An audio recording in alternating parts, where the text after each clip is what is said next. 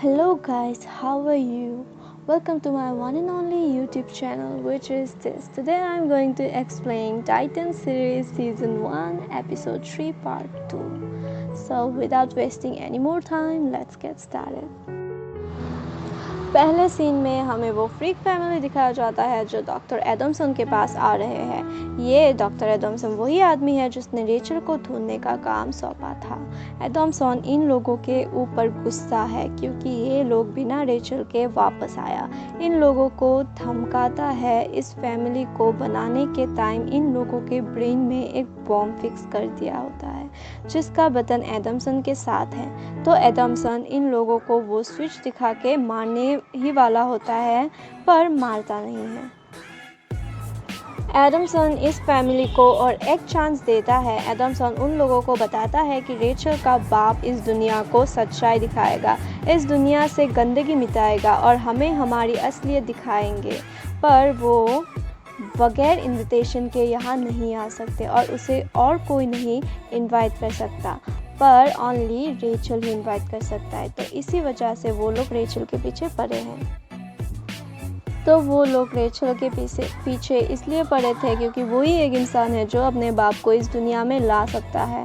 उसके बाप के बारे में हमें बाद में डिटेल्स पता चलेगा। फिर एडम्सन उन लोगों को एक नया बाप देगा बोलता है, विच वॉज सो फनी। फिर कोरी और रेचल उसी स्कूटर रोलर पैलेस में आता है और कोरी उसी केस से अपना लॉकर खुलती है जहां उसे और एक की मिलता है। कोरी को गुस्सा आता है।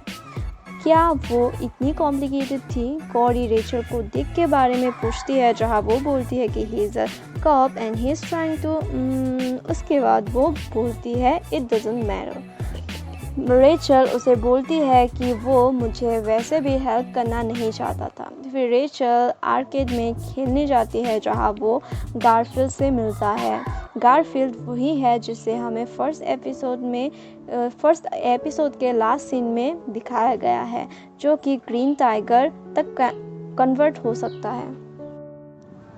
उसके बाद डिक उन लोगों को चेक करके वहां पहुंचता है। रेचल उसे देख के बहुत गुस्सा हो जाता है। डिक बोलता है कि पुलिस रेचल और कोरी को ढूंढ रहा है। फिर रेचल बातों बातों में डिक से गुस्सा हो जाता है और चिल्ला देता है। तभी सारी कार की मिरर्स टूट जाती है और वो लोग वहां से भाग जाता है। तभी वहां पर रहे गारफील्ड को थोड़ा थोड़ा शक हो जाता है। सीन 15 इयर्स पहले चला जाता है जहां बेकी डिक को समझाता है कि प्राइवेट प्रॉपर्टी चोरी करने का और बिना लाइसेंस की गाड़ी चलाने से उसका जेल हो सकते थे, पर मिस्टर वाइन ने उसे जेल नहीं भेजा। तभी डिक बोलता है वो चाहता है वो उस आदमी को ढूंढ दे जिसने उसकी पेरेंट्स को मारा था ताकि उसे वो मार सके। ये सब बातें ब्रूस सुनता है और वो डिक के लिए एक लेटर छोड़ता है उसके रूम में जहाँ लिखा होता है revenge won't bring them back. Let me teach you another way to deal with the pain. इसका मतलब है कि बदला तुम्हारी पेरेंट्स को वापस नहीं लाएगा। मुझे तुम्हें कोई और एक तरीका सिखाना होगा जिससे तुम इस दुख से बाहर निकल सको।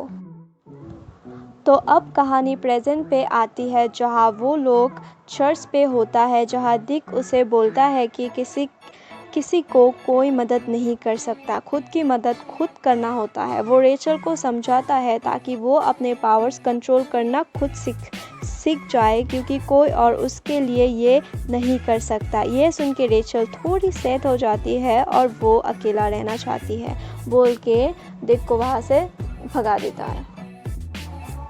फिर डिक और वो नन रेचल के बचपन के बारे में कुछ बातें करते हैं। तभी कोरी डिक के कार लेके कहीं चला जाता है। वो नन रेचल को देने के लिए कुछ कॉफ़ी ले आता है जहां वो रेचल को बेहोश करने की दवाई मिलाई होती है और रेचल के साथ उसके बचपन के बारे में बातें करता है। नन बोलता है कि वो यहाँ सेफ है। कोरी डिक के कार लेके उसकी पुरानी रूम में आते हैं जहाँ पूरी वॉल पे अदर लैंग्वेजेस लिखा होता है और रेचल के पूरे बचपन से लेकर बड़े होने तक फोटोस है। अगले सीन में दो नन रेचल को एक रूम में बंद कर देता है और कहता है हम तुम्हें सेफ रखना चाहते हैं। वो सॉरी बोलते हैं और कहते हैं we all must make sacrifice child, और वहाँ से चला जाता है। रेचल बहुत पैनिक हो जाता है। अगले सीन में दिक कोरी का पीछा करके कोरी के रूम आते हैं जहां वो लोग उन एविडेंस को जुड़ने का कोशिश करते हैं। दिक उन सब चीज़ों का फ़ोटो क्लिक करके रखता है। रेचल बहुत गुस्सा है, बहुत डरी हुई है और उसका अंदर का वो पावर उसे परेशान करता है और उसे कहता है कि तुम्हारी वजह से सब मरते हैं, तुम्हारे साथ कोई सेफ नहीं है। वहाँ दिक और कोरी रेचल कौन है उसके बारे में पता लगाने की कोशिश करते हैं। कोरी पढ़ रहा होता है कि रेवन यानी कौवे बर्ड्स की फर्स्ट स्पीसीज है। दिक बोलता है कि रेचल को ढूंढने जो आदमी आया था एकोलेट, उसके पीठ में भी रेवन की टैटू थी। एकोलेट के पीठ में भी रेवन की टैटू बना हुआ था। रेचल की बर्थडे पर हर साल डेथ रेट बढ़ जाता है। पूरी दुनिया में जब से वो पैदा हुई है, पूरी दुनिया में नॉर्मल से ज़्यादा 2 लाख लोग मर रहे हैं। रेचल किसी प्रोफेसी यानी भविष्यवाणी का हिस्सा है।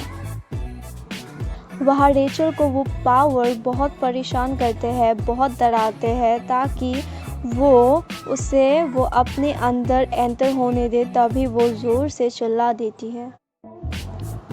कोरी और दिक उन सब पहेलियों को एक साथ जुड़ने की कोशिश करता है। कोरी बताते हैं कि she is the destroyer of worlds, वो दुनिया का तबाही की कारण हो सकता है। वो पावर रेचल के अंदर एंटर कर लेती है और पूरी चर्च को तोड़ देती है। रेचल डर के मारे वहाँ से भाग जाता है और ये एपिसोड यही ख़त्म हो जाता है। So that is it guys for today's video. I hope I explained well. If you like my explanation, do hit the like button and don't you dare forget to subscribe it. Haha, just kidding.